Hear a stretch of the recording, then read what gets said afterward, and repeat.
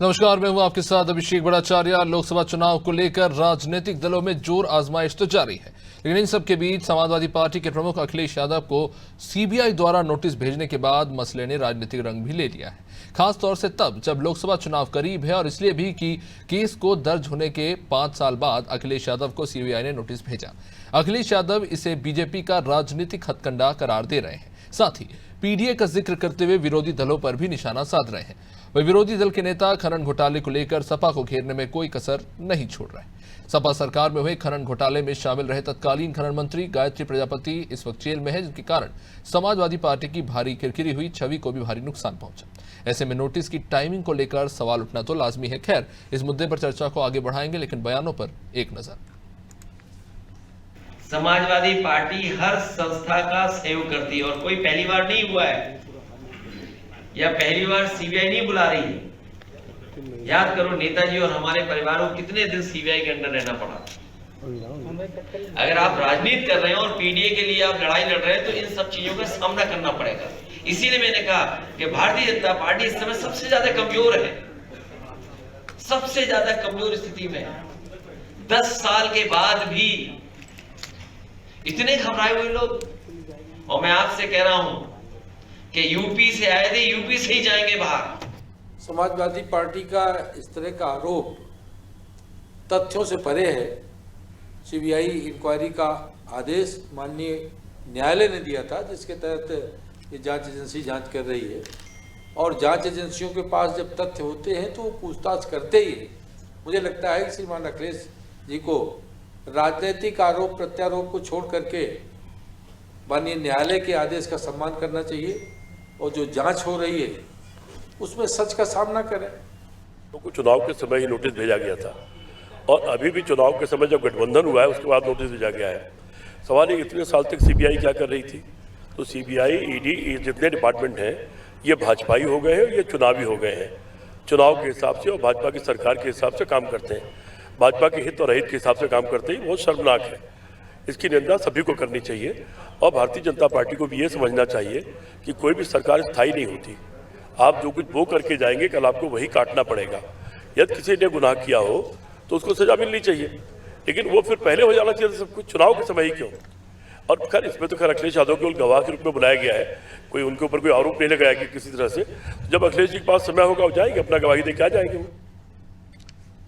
तो चलिए अब इस चर्चा को आगे बढ़ाते हैं। हमारे साथ आज चर्चा में जुड़ रहे हैं बीजेपी से केसी जैन, रोहन सिंह हमारे साथ जुड़ रहे हैं कांग्रेस से, वरिष्ठ पत्रकार सुजीत सिंह भी हमारे साथ जुड़ रहे हैं चर्चा में। आप सभी का बहुत बहुत स्वागत।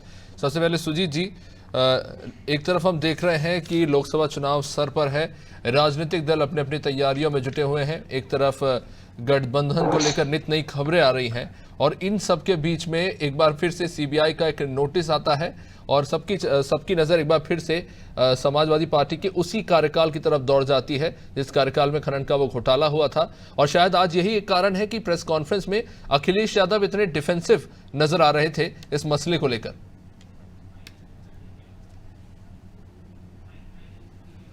माइक आपका शायद अनम्यूट नहीं है, एक बार माइक अनम्यूट है जी। सीबीआई का जो नोटिस आया है निश्चित रूप से चुनाव के समय पर आया है और चुनाव को लेकर के, चुनाव के समय पर ये जो नोटिस आया है इसको लेकर के सवाल उठ रहे हैं। सवाल गलत नहीं उठ रहे हैं। सीबीआई ने अपने तरीके से काम किया है या सीबीआई ने किसी के कहने पर काम किया है, ये विषय यहाँ प्रासंगिक नहीं है। विषय प्रासंगिक इस बात का है कि ये जो समय है वो चुनावी समय है और 2 दिन पहले वो उनके विधायक टूट करके भारतीय जनता पार्टी के पक्ष में गए और उसके बाद में उनके खिलाफ सीबीआई की नोटिस आ गई और फिर उनको बुलाया जाने लगा। तो चुनाव में ये हुआ है, चुनाव के समय में ये किसको लाभ मिलेगा, अखिलेश जी को मिलेगा या भारतीय जनता पार्टी को मिलेगा, ये तो वक्त बताएगा। लेकिन सहानुभूति की लहर निश्चित रूप से अखिलेश की तरफ जाएगी। ज़ाहिर तौर पर आपने जिक्र किया टाइमिंग को लेकर, सहानुभूति पर भी आएंगे, लेकिन क्या ये मान सकते हैं कि जो बात हो रही है, इससे पहले हमने देखा अरविंद केजरीवाल के खिलाफ भी लगातार एक के बाद एक समन भेजे जा रहे हैं, दूसरे राजनीतिक दलों के साथ भी यह हाल है। क्या जो बीजेपी पर लगातार आरोप लगते हैं, आज अखिलेश यादव ने बीजेपी को घेरते घेरते कांग्रेस को भी घेर दिया, मुलायम सिंह जी का जिक्र करते हुए कि सीबीआई के क्लब में तो पहले ही शामिल कर लिए गए थे, एक बार फिर से वही हथकंडा अपनाया जा रहा है, तो इस दावे को आप किस तरह से देखते हैं? देखिए, कांग्रेस के समय में भी समाजवादी पार्टी के नेता सीबीआई से परेशान रहे हैं और आपको याद होगा कि ये वामपंथियों के सहारे इन्होंने उस समय अपनी सरकार बचाई थी। सीबीआई का दुरुपयोग की आवाजें हमेशा उठती रही हैं और सीबीआई पर सवाल हमेशा उठते रहे हैं। कोई पहला विषय नहीं है। सीबीआई को बंद तोते में पिंजड़े में बंद तोता कहा गया था। तो सीबीआई को लेकर के जो सवाल उठ रहे हैं वो गलत सवाल नहीं उठ रहे हैं। तो कौन ज्यादा असुरक्षित लग रहा है सुजीत जी? क्योंकि अभी हमने देखा जिस तरह से राज्यसभा की जो वोटिंग हुई उसमें समाजवादी पार्टी के नेता बीजेपी के पक्ष में वोट दे देते हैं। पार्टी अपने स्तर पर तो कार्रवाई करेगी ही, लेकिन एक जो संदेश जा रहा है जनता के बीच में, उसको लेकर क्या कहेंगे आप? देखिए, ये हमेशा ये इतिहास रहा है कि जिसके पक्ष में भी जिसके विरोध में जांच एजेंसियां रही हैं या चुनाव में मुकदमे लिखे जाते रहे हैं, चाहे वो निचले स्तर पर रहा हो या ऊपरी स्तर पर रहा हो, तो ऐसी स्थिति में ये माना जाता है, जनता ये मानती है कि इसका उत्पीड़न हो रहा है और ऐसी स्थिति में जनता की सहानुभूति उसके प्रति होती है। यद्यपि वर्तमान चुनाव में ऐसी स्थितियां नहीं है, लेकिन ये समय गलत है। ठीक है, केसी जी हमारे साथ बीजेपी से जुड़े हुए हैं। केसी जी, आप तक आवाज पहुंच रही है? जी मिल रही है, आवाज मिल रही है आपकी। जी सर, बीजेपी पर लगातार अलग अलग राजनीतिक दल सीबीआई और ईडी को लेकर तो आरोप लगाते ही रहते हैं, लेकिन आज अखिलेश जी ने एक और बड़ी बात कह दी कि उत्तर प्रदेश में समाजवादी पार्टी ही मेन कंटेंडर है और उससे बीजेपी डरी हुई है, इसलिए इस तरह के हथकंडे जो है लगातार अपनाए जा रहे हैं ताकि गठबंधन जो बन रहा है जिसको लेकर बकौल अखिलेश जी एक असुरक्षा की भावना पैदा हो रही है बीजेपी में, इसलिए ये नोटिस आया है। आपका जवाब?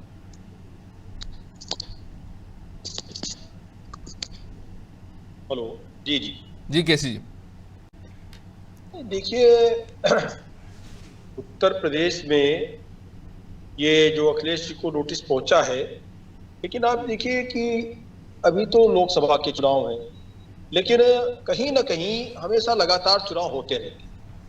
तो क्या चुनाव के मद्देनजर चाहे कोई कार्रवाई है या कुछ और चीजें हैं वो बंद तो नहीं हो जाएंगी। दूसरी बात ये कि सीबीआई की जांच किस तरीके से होती है, कितनी लंबी जांच होती है, उसमें कई चार्जशीटें आती हैं और इसमें इनको अखिलेश यादव जी को इसमें इनको गवाह के तौर पर सीबीआई ने नोटिस भेजा है। इनको मुलजिम बना करके नोटिस नहीं भेजा है कि आप उसमें मुलजिम हैं। तो ऐसे में ये बता करके कि सीबीआई ने गलत टाइप पे नोटिस भेजा और हमको फंसाने के लिए नोटिस भेजा, इस तरीके से कोई भी इन सारी चीजों से अपनी जिम्मेदारियों से बच नहीं सकता है। दूसरी बात यह है कि जिस गठबंधन की ये बात कर रहे हैं कि गठबंधन हो गया इसलिए नोटिस भेजा जा रहा है, तो गठबंधन में कितना क्या है, कितना दम है, ये भी हर कोई देख रहा है। जो पार्टी अपने परिवार की 5 सीटें नहीं जीत पाई, वो ये दम भर रही है कि भाई हम गठबंधन कर लिए इसलिए सीबीआई का नोटिस सरकार के द्वारा भेजा जा रहा है। ये कहां तक सही है, ये भी जनता देख रही है। और इसके पहले जो चुनाव हुए, चुनावों के परिणाम क्या हुए, ये भी जनता देख रही है। तो कांग्रेस के पास उत्तर प्रदेश में कितनी सीटें हैं? 1 सीट है वो जो है, और वो भी आप देखिए कि वो राज्यसभा के लिए चली गई है कांग्रेस की मुखिया जो है। तो कुल मिलाकर के लेकिन केसी जी लगातार एक दल आरोप लगाए, समझ में आता है तमाम विरोधी दल जो है वो यही आरोप लगाते हैं कि सीबीआई को एक हथकंडे की तरह इस्तेमाल किया जा रहा है। नहीं, उनके पास और बचा क्या है? हमने आपसे बताया कि अभिषेक जी की चुनाव उत्तर प्रदेश क्या पूरे देश में कहीं ना कहीं चुनाव होते रहे, और सीबीआई के ऊपर सवाल उठाने की बात है तो पहली बात तो ये है कि उनको तो ये स्पष्ट करना चाहिए कि क्या आप बिना मुलजिम बनाए, क्या उनको लगता है अखिलेश जी को कि वो स्वयं मुलजिम है क्या, जो सीबीआई की नोटिस से इतना घबराए हुए, डरे हुए हैं?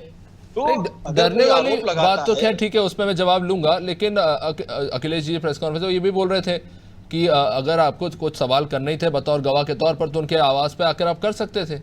उन्हें दिल्ली तलब किया जा रहा है। ऑपोजिशन के इतने बड़े लीडर हैं उत्तर प्रदेश के। देखिए अपने बचाव के सिर्फ तरीके हैं। और रही बात सीबीआई या ईडी की जांच की, ईडी और सीबीआई से उसी को घबराना चाहिए जिसने कुछ ना कुछ घोटाले कर रखे। दूसरी बात यह है कि इसमें ये जो अखिलेश यादव जी को जो सम्मन गया है सीबीआई का, इसमें मुलजिम नहीं है, इसमें गवाह के तौर पर है। तो गवाह के तौर पर, लेकिन एक चीज है कि जिस समय गायत्री प्रजापति जेल गए, गायत्री प्रजापति पर मुकदमा कायम हुआ खनन घोटाले का, साथ ही साथ उनके ऊपर गैंग रेप के भी चार्जेस जिस प्रकार से लगे, तो उसके बाद में विभाग रहा किसके पास में? अखिलेश यादव जी के पास में, उस मुख्यमंत्री हुआ करते थे। तो ऐसे में जब गायत्री प्रजापति जी पर आरोप लगे, उसके बाद में उनके खिलाफ जांच हुई और देखिए लंबे समय से वो जेल में भी है और वो अभी तक बाहर भी नहीं आ पाए, उनकी बेल तक नहीं हो पाई। तो ऐसे में आरोप तो सही है कहीं ना कहीं, तो ऐसा तो नहीं ये लग रहा है कि उसके बाद में चार्ज संभालने के बाद में जो कुछ गलतियां गायत्री प्रजापति कर रहे थे, कहीं वो विभाग की गलतियां जब इनके पास विभाग आ गया तो ये तो नहीं कर रहे थे। क्या इनको ये डर सता रहा है क्या कि जो गलतियां गायत्री प्रजापति ने की वही गलतियां हम कर रहे थे? यानी अपने आप को स्वयं घोटाले में संलिप्तता बता रहे हैं कि जैसे लगता है घोटाले में संलिप्त है। अरे गवाह के तौर पे नोटिस गया है और अखिलेश यादव जी ने भी अपना जवाब भेजा है कि हम रुक करके जवाब देंगे। तो ऐसे में इस तरीके की बयानबाजी ये इस चीज को और पुख्ता करती है, इस चीज पर मोहर लगाती है अभिषेक जी कि कहीं ना कहीं घोटाला है, बड़ा घोटाला है और उसमें जो लोग संलिप्त हैं उनके अंदर इस चीज का डर और भय है कि ईडी सीबीआई कहीं ईडी सीबीआई की जांच में वो भी कहीं फंस ना जाए। ठीक है, रोहन जी से जवाब ले लेते हैं। रोहन जी, सपा कार्यकाल में हुआ एक बड़ा घोटाला जिसको लेकर आपके अब गठबंधन के सहयोगी हैं जिन पर आरोप लगते रहे हैं। इस मामले में एक मंत्री जेल में है और तब के मुख्यमंत्री जिन्हें समन भेजा गया सीबीआई के द्वारा, कांग्रेस का क्या स्टैंड है इसको लेकर? क्या क्योंकि समाजवादी अखिलेश यादव जी ने तो अपने प्रेस कॉन्फ्रेंस में कहीं ना कहीं कांग्रेस पर भी सवाल उठाई दिए। अभिषेक जी, अखिलेश जी ने जो बोला वो तो उतना माने नहीं रखता, लेकिन मैं केसी भाई को बताना चाहूंगा कि पूरा विपक्ष 95% मामले विपक्ष के खिलाफ है, केंद्रीय एजेंसियों के।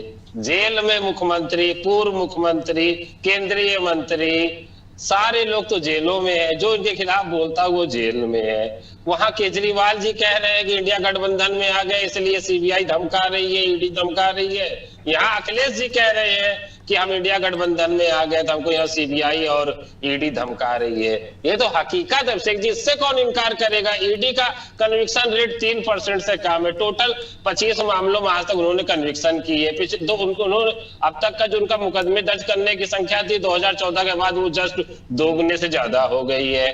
जो भी मामले सब विपक्ष के हैं और या फिर जो लोग इनके दबाव में आ जाते हैं, इनके गठबंधन में चले जाए या कांग्रेस, सपा या बसपा छोड़ के इनको ज्वाइन कर लेते हैं, उनके मुकदमे ठंडे बस्ते में डाल दिए जाते हैं। अभी हाल में माननीय गृह मंत्री अमित शाह जी ने बयान दिया कि अभी किसी के मामले बंद नहीं किए गए हैं। यानी अशोक चौहान जी का भी मामला चल रहा है, हेमंत बिस्व शर्मा जी का भी चल रहा है, शुभेंदु अधिकारी जी का भी चल रहा है, जितने ज्योतिरादित्य सिंधिया जी का भी चल रहा है, सारे लोग का चल रहा है। जिस दिन थोड़ा सा आगे पीछे होंगे खींच दिया जाएगा। तो ये तो बहुत सीधा सा फार्मूला तरीका है, ये सरकार इसी तरह से चला रहे हैं, डरा कर धमका कर। और लोगों को फेयर जमीन, जो फेयर प्ले जमीन होती है ना कहते, वो भी तो नहीं दे रहे विपक्ष के लोगों को। उनको या तो डरा कर तोड़ते हैं या फिर क्या करते हैं सरकारें गिरवा देते हैं अपने तरफ लाकर। लेकिन रोहन जी, राजनीति में कोई भी परमानेंट विरोधी नहीं होता। अगर आप गठबंधन में नहीं होते तो शायद कुछ और सुनने को मिलता। लेकिन एक सवाल तो जरूर है कि समाजवादी पार्टी इस मसले को लेकर काफी ज्यादा असुरक्षित है। आप इस पैनल को ही देख लीजिए, समाजवादी पार्टी के प्रवक्ता इस मामले पर बोलने के लिए ही तैयार नहीं हुए। क्या कहेंगे इस पर?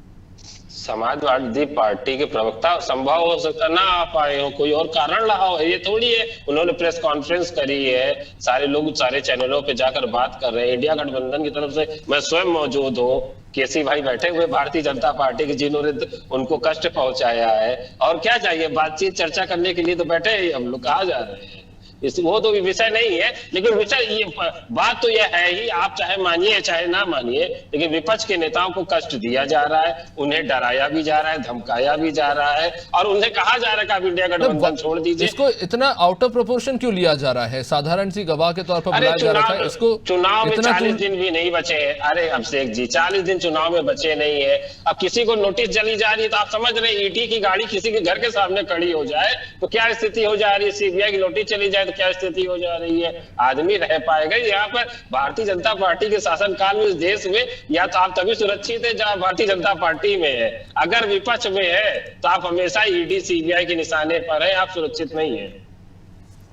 तो काफी ज्यादा कॉन्फिडेंस आज नजर आ रहे हैं अखिलेश यादव पीडीए को लेकर। आज जब वो बात कर रहे थे इस मसले पर, क्या पीडीए को हाँ केसी जी आप कुछ कह रहे थे, फिर मैं आता हूं सवाल। जी देखिए अभिषेक जी, ईडी और सीबीआई के सामने सोनिया जी भी पेश हुई, राहुल गांधी जी भी पेश हुए।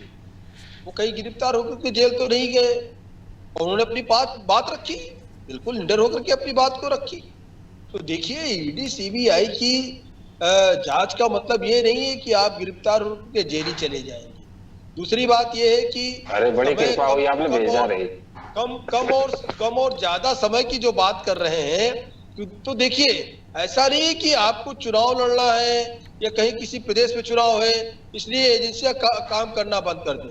दूसरी बात ये कि अभी जो कुछ रोहन जी ने कहा, एक बात कही रोहन जी ने कि कन्विक्शन रेट कितना है, तो आपके समय में कन्विक्शन रेट कितना था? और इसका मतलब तो ये हुआ कि ईडी सीबीआई जो केसी भाई हमें एक बात का जवाब दे दीजिए बस, कि सारे भ्रष्टाचारी क्या विपक्ष में है?